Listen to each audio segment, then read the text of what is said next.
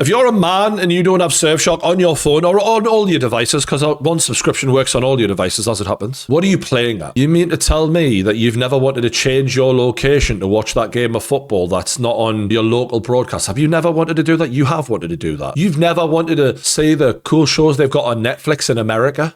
I'm sure you have. You've never wanted to watch a certain kind of fun content in the UK, but your government don't like it. Got to prove your identity just to have a bit of fucking alone time these days. Not anymore. Yeah, not with Surfshark. The gift that keeps on giving is what they've described it. And by they, I mean me. Because it doesn't just do the fun stuff, it also protects you online. You want to log into public Wi-Fi and check your banking or check your emails without worrying about a data breach. It protects you. Surfshark encrypts your internet connection and keeps you completely safe. And getting this to work is so easy that even an idiot like me finds this so easy. Just one click of a button and I'm in America. Brilliant. And this product is so good that they've done a 30-day money-back guarantee if you're not satisfied, which you will be. Man. Every man should have this app. It should be a thing that we grade each other on. If you're in a bar and you see a mate and you got Surfshark and he goes, what? And you go, well, you haven't heard of it. What's wrong with you, like? Genuinely, where the fuck is this going? It is class, though. I'm not even lying. Like, it is absolutely class. And that is why you need to click the link in the description below and get your 4 months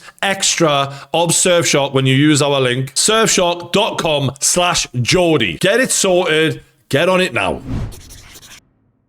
Welcome back to the True Geordie YouTube channel. Subscribe if you're new, and today we're talking the Henry Nowak case. We're a few days removed since that horrific, just soul-destroying body cam footage hit the internet. And this case has hit me more than probably any other I've covered in a long, long time. It's kind of weird that I actually branched into politics a bit a couple of years ago, and some of the things I've been touching on, like DEI, like the police. I did a police video like a few months ago on how woke they've become, how useless they've become. And I never branched into the political stuff for any personal gain. Like, it literally doesn't help me at all to talk about this shit. I'd have been much better off covering shit like the Diddy stories, or because this is not a sponsor stream. Contrary to the right-wing grifter crap that I've been labelled with, there is no benefit of this. The only benefit is for my own fucking conscience that I didn't spend 10 years on YouTube and never say anything with any fucking meaning. That I didn't use my platform at points to speak out on horrific injustices. And I'm not saying I've always been that guy or I'm perfect or I'm a fucking martyr, but I know I've got a lot of young lads watching me and I give a fuck about them, and I want to say things that they need to hear. And specifically when it comes to Henry Nowak, I've been in street fights before where people have pulled knives on me where I ain't had a knife, right? I've been fucking bare knuckle. Fucking dangerous situation to be in. And luckily for me, I'm here talking to you lot right now. But it's not lost on us looking at this kid, hearing the way it went for him and listening to him cry for help. Could have been me. Could have been anyone I know. This could happen very easily. And I think a lot of people have felt that way. And I'm glad that people have connected with this, because hopefully it'll make an impact on the fucking world, which it should do. There's no way this should just happen and then us go back to normal. Not after what we all seen and heard on that body cam footage. That boy was lying there, bleeding to death, and because the magic word of racism was used, he was automatically a criminal in the eyes of the UK police. He didn't die being given medical help, being comforted, being told it was going to be okay, someone holding him. He died face down in the gravel, struggling to breathe, with some copper's knee on his back as he twisted his arms behind his back, probably making it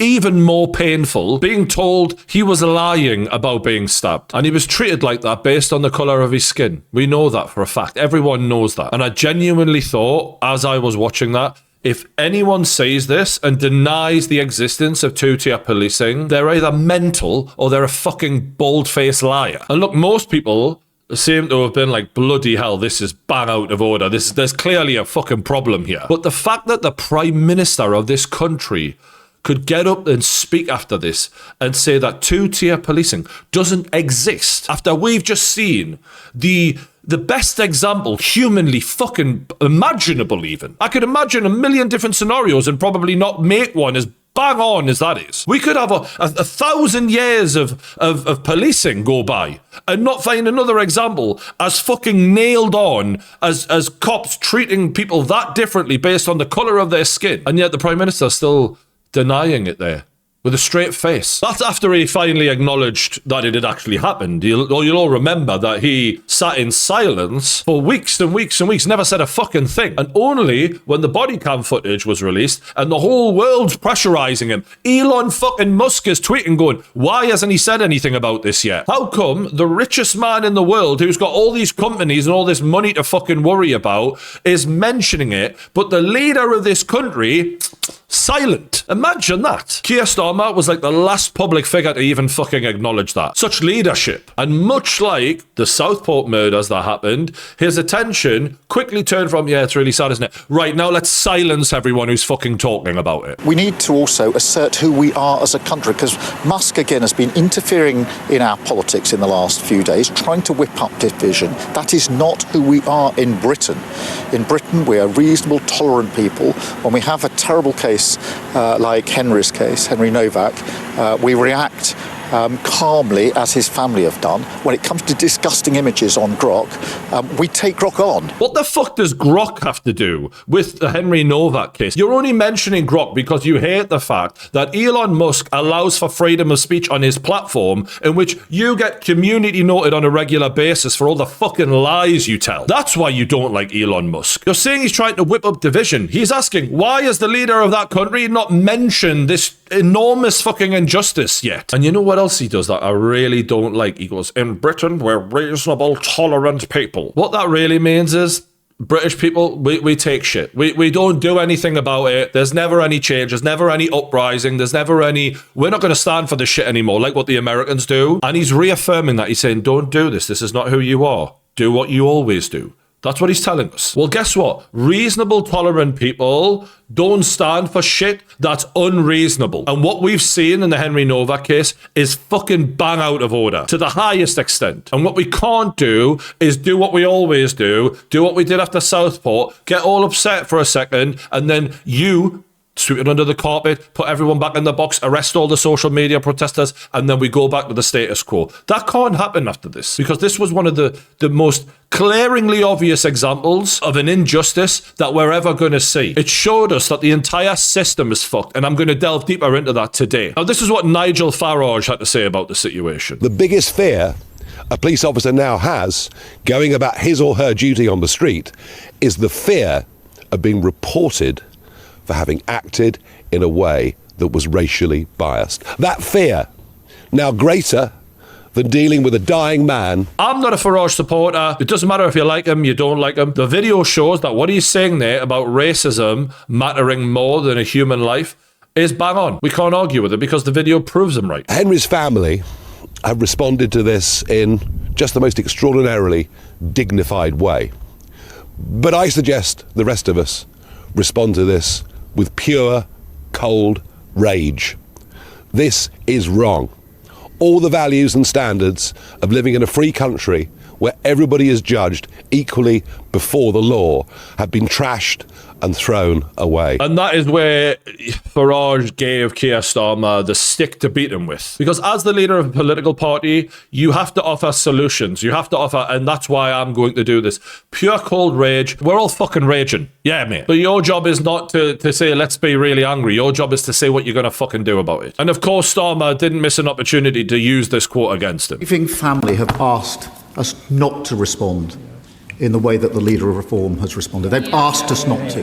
They have lost their son in the most appalling circumstance. They make a simple plea of us. So he basically accuses Farage and Elon Musk of whipping us all up, getting us all angry, and that's why the damage was done at the protest. Well, I've got news for Keir Starmer. We're not angry because Elon Musk told us to be. We're not angry because Nigel Farage told us to be. We're angry because we all had to sit and watch an innocent 18-year-old boy bleed to death while being told he was lying about being stabbed. And Keir Starmer is cherry-picking a part of the speech made by Henry Nowak's dad to basically tell us all, we can't fucking talk about this. That's not what they would want. Now, what the dad actually said was they wanted to take this heartbreaking situation and bring about positive positive change. They didn't want this situation to create further division. Now, you can frame that however the fuck you want. Starmer's framing it like, well, we can't then talk about what actually led to this situation and what we actually seen from the police in this video. Personally, I think that this is a desperate attempt from Starmer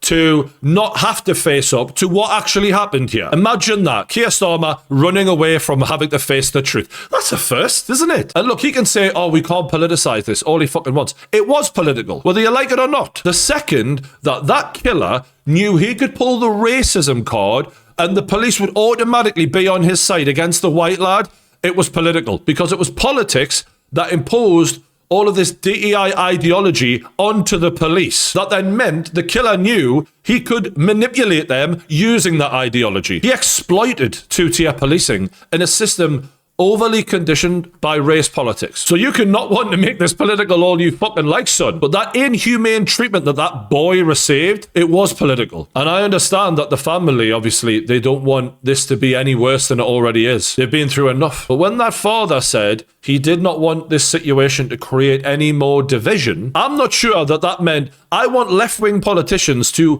weaponize my grief to shut down all debate. Because that's exactly what Keir Starmer is doing here. And you know what? I always thought he was the lowest of the low, but fuck me. He's so desperate to silence this, isn't he? That he'll even hide behind the words of a grieving father, pretending like he gives a fuck. We've seen the way you went on at Southport, mate. We know you don't give two shits about anyone in this country. He's the biggest self-preservationist I've ever seen in my fucking life. But no, it's all about what the family have had to say. What about what his godmother said? Here she is pictured here. She said, shame on the monster who took him, shame on the officers who should have helped him, and shame on the organisation that trained police to prioritise accusations of racism over a dying man. Doesn't really fit with your narrative though, does it, Keir? You probably want to swerve that one, do you? Apparently his sister has also reposted a White Lives Matter video on her TikTok. Does that matter to Keir Starmer that she feels the need to post that sort of stuff living in this country? No, because what he's doing here is he's cherry picking and manipulating because he just wants whatever he can use to fit his narrative. And the reality here is the only way we're going to get any change to make sure that this never happens again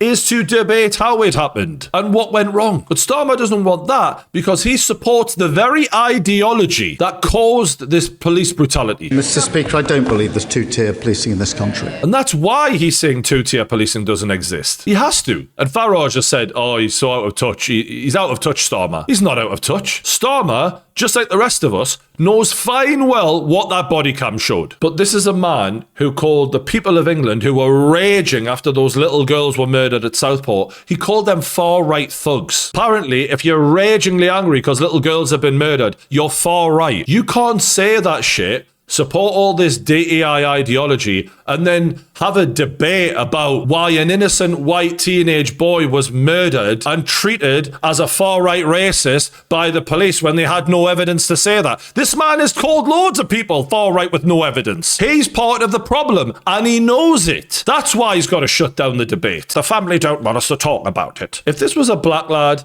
who was killed by a white lad, the cops showed up, immediately believed the white lad and start arresting the black lad on the floor as he dies. Do you really think Starmer would be saying, let's not talk about it? He'd be hammering this far-right narrative. Imagine him sitting there then going, no, let's not make this political. Would he fuck? He's just doing the same thing he always does. Deny till you die. Remember when we found out he'd employed Mandelson, who was best mates with Jeffrey Epstein? He was feeding Epstein all of the UK secrets, and Keir Starmer knew the whole time he was good friends with Epstein. He lied so fucking much and then did everything he could to cover it up, trying to stop the release of certain documents, all of that. And when he's quoting Henry Nowak's dad and he's carefully selecting the one bit that said we don't want to cause division, it's funny that he didn't include some of the other things that Henry's dad mentioned. What about the inhumane and degrading way his son was treated by the cops? Didn't mention that. What about the great detail that Henry's dad went into about the stark contrast between how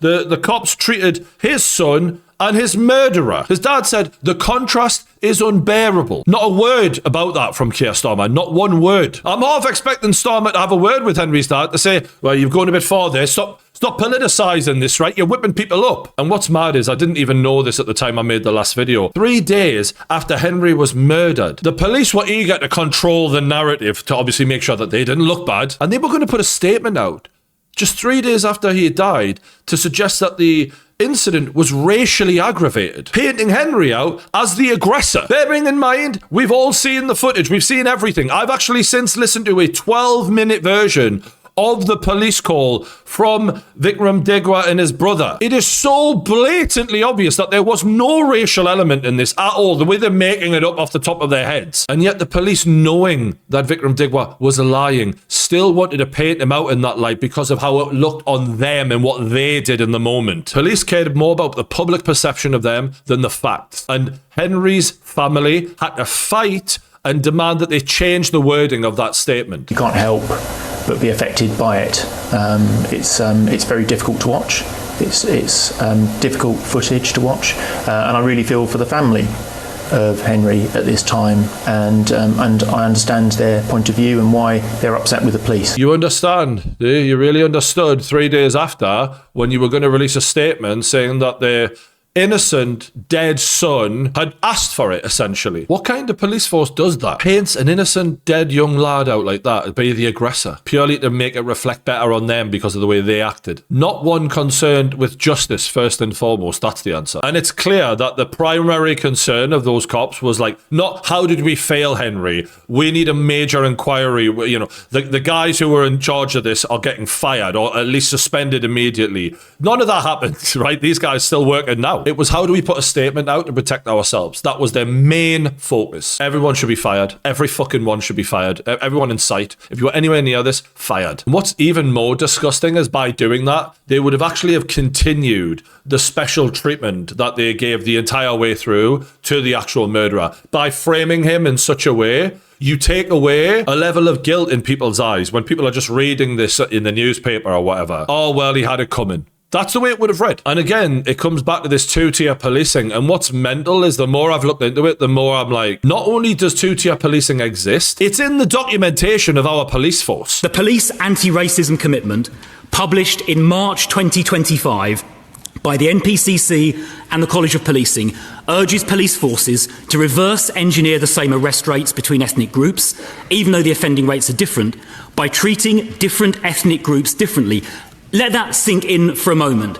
An official police document actually says people should be treated differently based on the colour of their skin. It literally says, and I'm going to read it word for word here, it does not mean treating everyone the same or being colourblind. I mean, I don't know what more to say. I mean, there it is. That's two-tier policing right fucking there in writing. And their goal is very clear. They want to have equal arrest rates across the board. In the same way that a while ago they made a pledge to up the numbers of people from different ethnic backgrounds in police employment, they're also wanting to alter the numbers of the way their arrests look. We've got arrest quotas, essentially. Imagine, like, cops going out there with this in their mind of, like, we've got to arrest, in ideally, an equal number of whites and blacks today. Otherwise, it might look like we're racist when they read the stats. The suggestion being that every community behaves equally, and that if your stats are lopsided, like you've arrested more for this reason or more for that reason from a certain ethnic background, it's not because these people in different communities are behaving differently to one another. It's because the cops are racist. And they've got that fear hanging over their head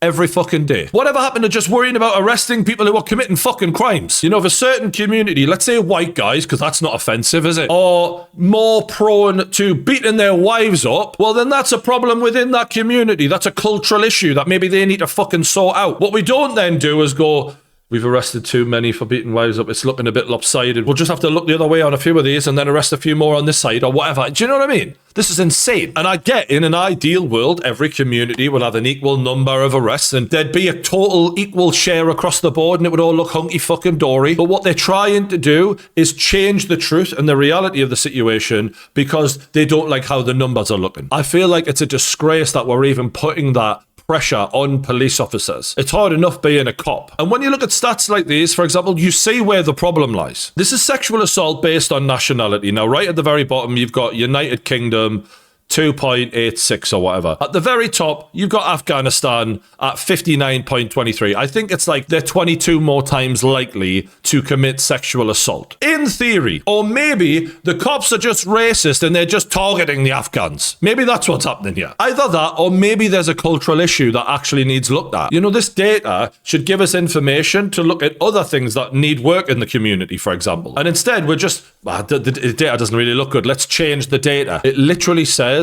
in the documents, the only way for this situation to be a successful one for the police is for the numbers to be equal. But if you're trying to police one community whose numbers in sexual assault are through the roof, and then you've got another community who there's a guy accused of the same thing who's got very low numbers, you're more likely worrying about this sort of stuff to be harder on the community with lower numbers and more lenient on the community with higher numbers, based on this pressure from above in the police force. And when I hear that, I just think, surely that's how the grooming gang situation happened. This fear of appearing to be racist is what made people look the other way and caused thousands of girls to not be given justice and to be further abused. And it blows my mind that this is all written down as police policy. We will treat you differently based on your skin colour. Fact. And people are sitting there saying, nah, two-tier policing doesn't exist, mate. When Henry Nowak found it out the hard way that they will do this. Is that why they treated Henry Nowak the way they did? Were they worried about the data? Were they worried about the numbers? And imagine this all happening, the Henry Nowak, all this documentation, and still people saying, if people think that there's two-tier policing, that they're far-right extremists. That's when you know the lunatics are running the asylum. When saying the thing that's actually happening is happening, makes you the extreme one. And that's before I even talk about the fact that Keir Starmer refused to release all the statistical data for migrant crime. So it's bad enough that they're trying to change the data, but he's also saying, well, if we can't change it, we'll just fucking cover it up then, won't we? And on a level, I think that this comes back to immigration and wanting to stop any debate on immigration. And one of the things people will often point to is the crime data and how certain groups are overly represented for certain crimes. Well, if you manipulate that data and then hide it as well, you're shutting down the debate. Once again, Keir Starmer special, isn't it? And going back to the police, you'll remember in the last video, I said that they spent £680,000 on diversity training. And I actually found a video from many years ago which talked about not just the diversity training, but how diversity is incorporated in all of police training at every single level. Exercises like this mocked-up drink-drive scenario are designed to flush out issues which might be less obvious, like racism and unconscious bias. Thank you. Every lesson will link back to cultural diversity. We'll do unconscious bias on every single topic we do. So whether it's drink driving or whether it's stop and search, it's implemented throughout the whole course. And look, I'm not saying police shouldn't be told about racism bad. Of course, that should be mentioned at some point. But what she's saying is at every single level, every step of the way, it's constantly being drilled into them. Don't be racist, don't be racist. And that's where this anti-white thinking, in my opinion, at some point has come about. Like, you're so scared of being racist because this is being drilled into you every hour of every fucking day, it seems, that it's negatively impacting the way, obviously, they treat the lad like Henry Nowak. We have been looking really hard at how we invest in our black and minority ethnic officers to encourage them, to support them, and to get them promoted. And we are seeing now our officers getting promoted, in fact, from BME backgrounds, slightly faster and better, if you like, than their white counterparts. Fantastic. Now, some of the police have passed comments on what this diversity training that they've been put through is actually like. Many have said they felt controlled and pressured to be certain ways. Some have said if I made a mistake, it would have been held against me. I think 20% here said, I felt like I would have been rejected for saying the wrong thing. Some attendees felt like they could not freely share their attitudes, and individuals who did not respond well to the course may benefit from further intervention, monitoring, or coaching. And this is the training that the cops who brutalized Henry Nowak would have been given. And just reading that, it feels like an immense amount of pressure was put on cops to behave a certain way. And it's quite easy to imagine when this is such an overly emphasized issue in the cops, how it could go from one extreme to another, especially when you remember how scared these cops are to appear even to be racist. How could that not influence the way they behave? Now, obviously, the protesters came out because they wanted to make a statement about what went on with these cops, and Keir Starmer had a little message for them. You might remember this line. We will ensure anyone found engaging in disorder meets the full force of the law, as we have done before. And he's referring there to the Southport murders, and when people kicked off about that, when he locked up thousands of people for social media posts. He knows why he's choosing those words. He's sending a message. Don't fuck with me.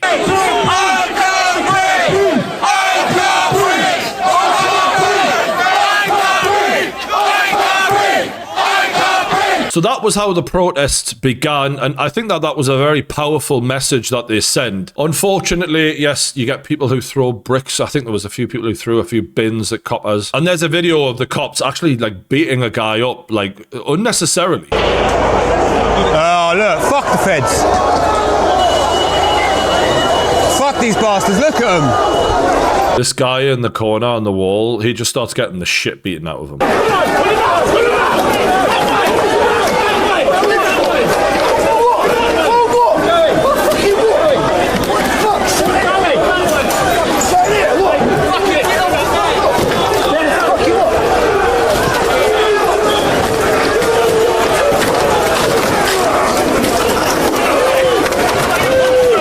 I think they just boot him in the head on the floor, like, not long after this. And look, I'm not saying he handled that situation perfectly, but actually, he wasn't even doing anything to start off with. A little bit different from how they handled the George Floyd protests, wasn't it? Yeah, with taking the knee. And look, for the ones who turn up, get pissed, and just start smashing the place up, you just devalue the whole point of it. They're the ones who, they gave up the moral high ground. They're not doing any favours for Henry's memory. And actually, they're doing exactly what Keir Starmer wants them to do. They're making themselves look like the thugs that he wants to portray them as. And I think it's a fucking shame, because they had an opportunity there to make a really powerful stand, and some of them just fuck it up, don't they? And look, this has been compared to the George Floyd situation a lot because of the police brutality, because of the race element, and because I can't breathe were his final words. Now, some on the left are actually saying that this isn't the same as the George Floyd situation, in that that was more of a racial issue. It wasn't the same. I mean, there are some key differences. George Floyd actually did commit a crime to get the cops to show up in the first place. George Floyd had been a criminal in the past. He'd held a gun to a pregnant woman's belly as he robbed her. Henry Nowak was an 18-year-old first year at uni who'd never committed a fucking crime in his life. They're quite different in that sense. That said, the police were wrong in how they treated both Henry and George Floyd. But when people say the George Floyd one was about race, this one isn't about race, I think that that's the narrative of like, well, it can't be about race. There's a white guy involved. Like, how could it be? You can't be racist towards white people. That's the illusion that a lot of people live in. And it's interesting to hear that, because from memory, the only racial element of the George Floyd situation, and I don't really want to compare the two, but they are being compared a lot. Both bad situations. But the only racial element of George Floyd's situation is that he had a different skin colour to the police officer. The prosecution in that case openly admitted that there was no proof of a racist motive. There was no racist comments, text messages, social media posts. There was no history of that sort of stuff, apparently. I'm not saying it wasn't racially motivated. I'm just saying that there was no known proof that that was the reason why that happened. Could have easily have been the reason. I'm just, you get the point I'm making. Now, in this case, we know that Vikram Digwa had a different race to Henry Nowak. But again, just like the George Floyd situation, that doesn't automatically mean it was a racially motivated incident. However, the fact that as soon as the killer was confronted by police on the phone, he immediately brought up race as Henry was dying on the floor, shows that the element of race was in his mind, and that race could easily have been part of the motive as to why it was Henry that he killed. Because this kid was a ticking time bomb. He was going to kill someone at some point. Maybe that's why. But again, that is speculation, right? Just like the George Floyd situation. What I would say is that what makes this more of a racial incident than the George Floyd situation is not only that, but the knife-wielding killer made an allegation of racism in order to help him get away with it. So racism wasn't injected into this situation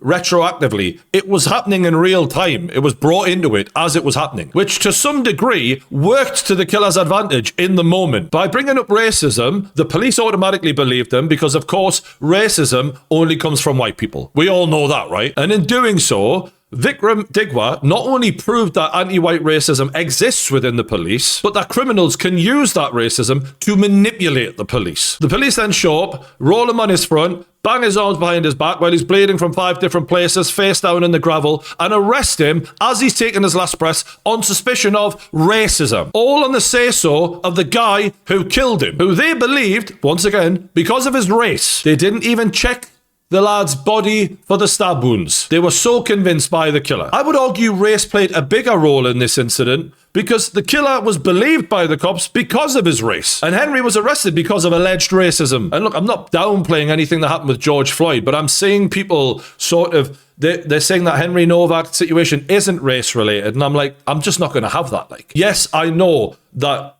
historically, obviously, we've seen a hell of a lot more racism towards black people than white people. That's not up for debate here. I will never say that. But that doesn't mean that 2 bad things can't also be true, that someone who's white can't also be a victim in this moment. And I really think that some people have just got it so ingrained in their mind that they can't even believe that someone could be racist towards the white people. White people can never be a victim of that. Isn't that mad? And I think when you look at the way the politicians handled the George Floyd situation compared to the way they're handling it now, you're seeing a totally different reaction to incidents that should provoke similar levels of rage and demands for change, and yet they're not. Here's Keir Starmer bending the knee for George Floyd, and this is what he had to say about the protests. The last week has shone a spotlight on the racism, discrimination and injustice experienced by those from black and minority ethnic communities in the US, in the UK, and across the world.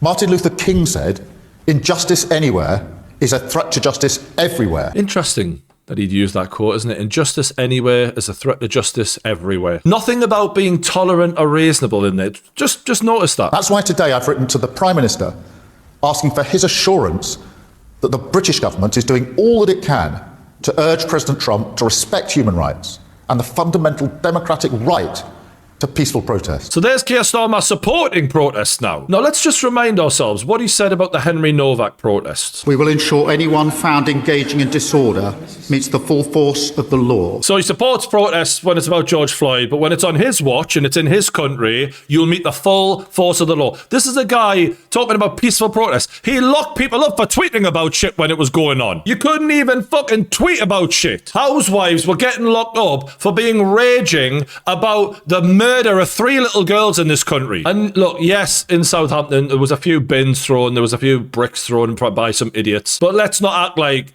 the George Floyd protests were all peaceful and not got damaged then. Come on now. It's a completely different attitude from Starmer. And it's funny because he's saying now how the Americans are politicizing the death of Henry Nowak. It's like, you were getting straight stuck into the George Floyd situation when it was happening in America. You didn't give a fuck. Such a hypocrite. And he's not the only hypocrite who's got one rule for George Floyd and another rule for Henry Nowak. Sadiq Khan has said George Floyd's death has rightly ignited fury and anguish, not only in the USA but around the world. No country, city, police force or institution can be complacent about racism and the impact this has. Sounds a bit political to me. I don't know about you lot. That sounded a bit politicized, a bit weaponized. Because when asked about Henry Nowak, he said nothing like that. He said, I'm just thinking about his family and I don't want to get involved in knockabout politics. As close to a no comment as you're going to get from him. Couldn't give a shit. No talk of what went wrong, what happened was out of order, no talk of change, nothing. Move the conversation along. That's all he wants to do. And interestingly, they asked the Deputy Prime Minister David Lammy if he would take the knee for Henry Nowak. Would you take the knee for Mr. Nowak?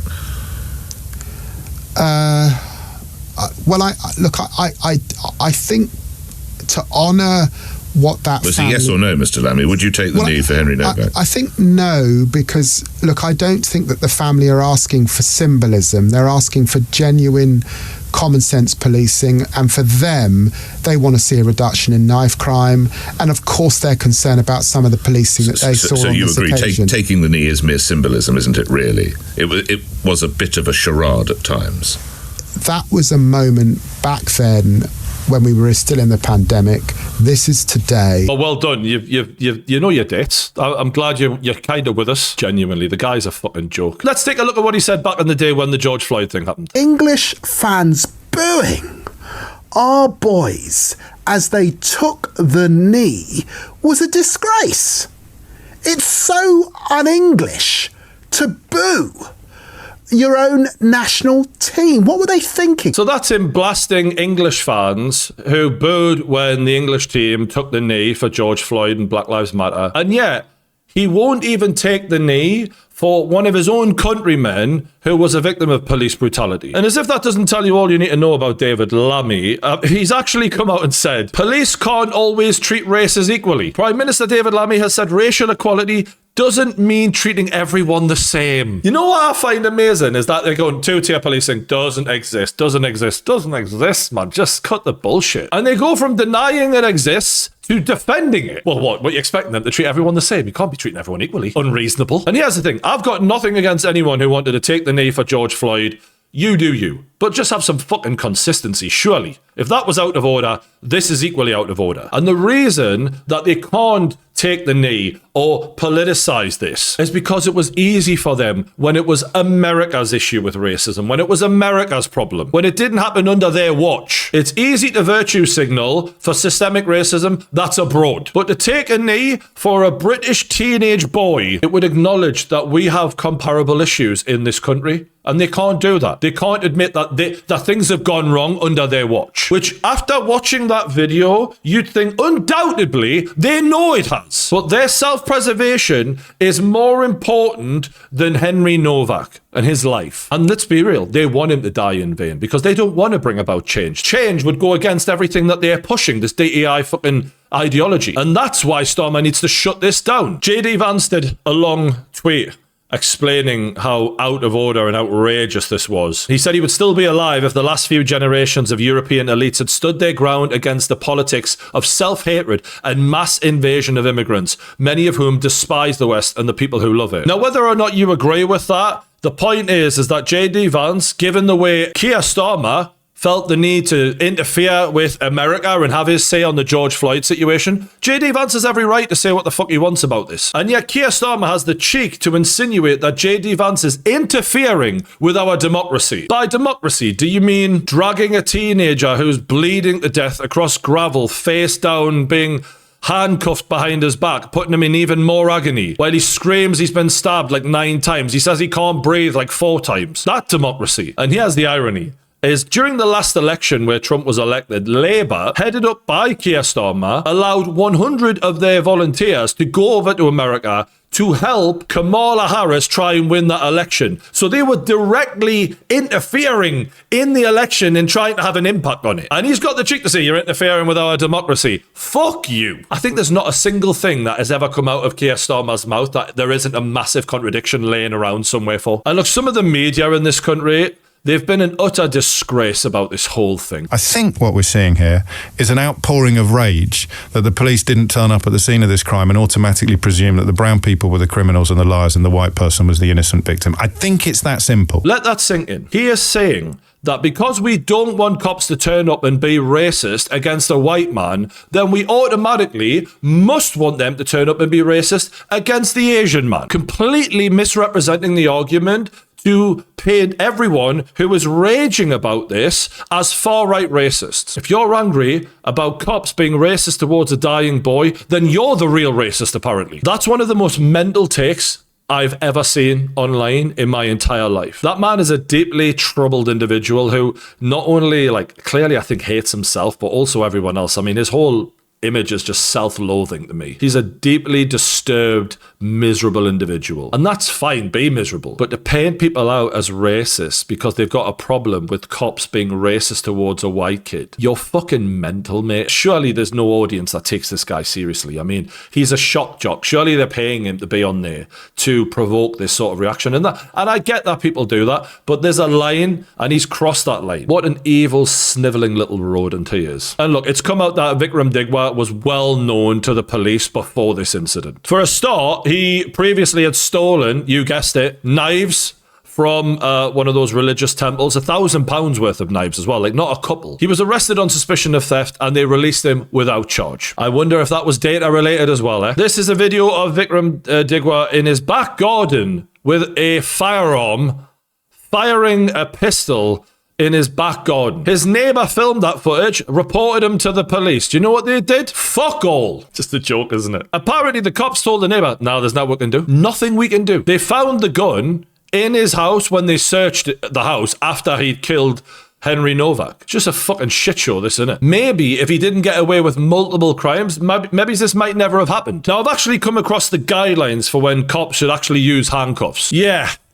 It's not great, like. For a start, you should use them if a person poses a risk of harming someone, the public, violence, or he may escape. Well, Henry Nowak was lying on the floor, unable to fucking breathe barely, let alone do any of those things. It says that you should consider the person's physical condition, especially if they're injured or in physical distress. Well, none of that was done, was it? Apparently, you should conduct a proper risk assessment on what that person is doing at the time you handcuff them. Well, that was definitely not done. And the force you use apparently should be thought out, right? It shouldn't just be automatic. It should be necessary and proportionate to what you're dealing with. Well, I don't think kneeling on this kid's back while you're wrapping his arms behind his back while he's bleeding to death was necessary or proportionate, was it? So according to the rules, handcuffing someone while they're bleeding to death and no harm or threat to anyone isn't generally considered justifiable. Another problem for the cops is that since this happened, many of them have come out, despite what the official report said about, oh, he was going to die no matter what. They've acknowledged Henry was alive for a full hour after he was stabbed and when he was sitting upright. As soon as the cops put him on the ground, flattened him out, and remember, they were fucking around with his hands a lot, trying to pull him up by his hands, he died within seconds of them doing that. And many doctors are pointing to that, saying that literally could have been the difference between him having a chance of survival or not. Because there was a hospital just minutes away. And if certain precautions had been taken, who knows? They didn't even believe he was stabbed though, did they? And apparently they also went against the first aid guidelines, the way they handled him. Obviously, you're supposed to sit someone up and help them lean towards the punctured side so that you can still use your other lung. It's really clear when you look into all of this, they just couldn't have done anything worse. It was horrendous. And despite all of that, all of the clear racism, all of the mistreatment of him, they have been allowed to continue working the entire time since then. One of the cops left of their own accord. No one was disciplined. No one was put on probation. Nothing. Let's just write a statement out to make Henry look like the bad guy. That's all the cops cared about doing. And the Independent Office for Police Conduct, who's apparently investigating this, they have said so far there's no evidence to suggest any wrongdoing. These police are still considered witnesses. And they've had this data, all of this evidence, all of it, for months, remember. We've only just seen this. They've had this for fucking half a year. No evidence they're saying that they've done anything wrong. I think it's clear as day they just want to brush this under the carpet and move the fuck on along with Keir Starmer. And I really hope that that's not what happens. I hope these parents get justice. I hope that these police officers are arrested. And there is actually a petition going now. I'll put the link in the description below for Justice for Henry Nowak. Charge the officers, publish the findings. 178,000 signatures so far. They should be prosecuted to the full force of the law, in the words of Keir Starmer. I think Hampshire police should admit that their anti-white bias, it contributed to the situation. I also think that the state should pay compensation to Henry's family for what they had to witness and for the way Henry was treated by those police officers. And I think all of this DEI bullshit should be stripped from every fucking police force in the land, because clearly it's not helping. Treat everyone equally. That's the only thing we should ever need to say to any police officer. And I think it's so ironic that these left-wing politicians are saying that Henry Nowak's situation, the way he was treated, all of that body cam footage we watched, so horrific, is being used to divide people. That situation is the result of division. They didn't believe that boy because of the colour of his skin. That's what happens when people are treated differently because of their race. And that's what two-tier policing has delivered. The way they treated him